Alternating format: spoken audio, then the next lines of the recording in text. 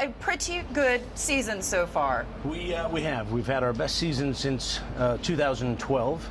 Our first podium since 2014, and that's all credit to the men and women at McLaren Racing who've done a really good job this year. Well, this is also a credit, of course, no doubt, to the leadership of McLaren, to yourself, of course. And one question for you, what has changed? What's the difference? Because you have two new drivers, you have, and Alonso has left us. Yep. What has changed for the company this year to put you on top? We've had a lot of change. Starting at the top, I put Andreas Seidel in place as our team principal. He's done an outstanding job. He came from Porsche, long history in motor racing. He then changed kind of some of the structure of the team. They ultimately developed a better race car.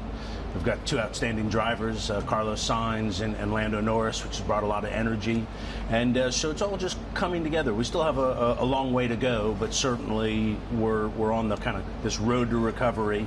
And so pleased that we've had our best year in some time, but getting back to winning and winning championships is where we're trying to get to. And McLaren exists to win, right? I know you've also got more change coming in the future as well, because you've got this brand new Mercedes engine coming in 2021. How significant is that change going to be for the brand? That's anytime you change engine partners, that's a big deal.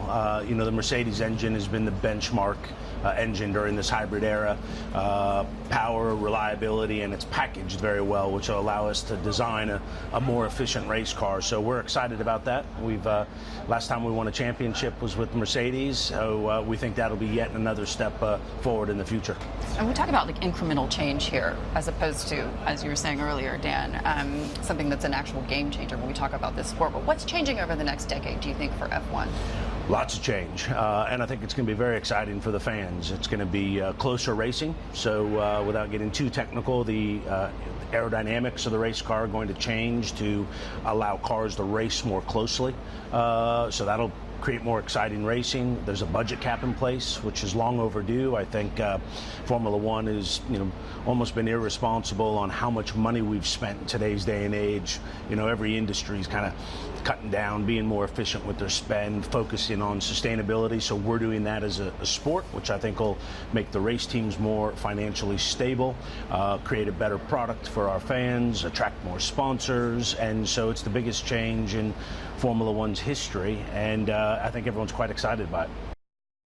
Hey everybody, it's Hadley Gamble from our new CNBC Middle East Bureau in Abu Dhabi. Thanks for stopping by. Now to watch more, you can try one of the videos that just popped up on your screen. And don't forget to subscribe.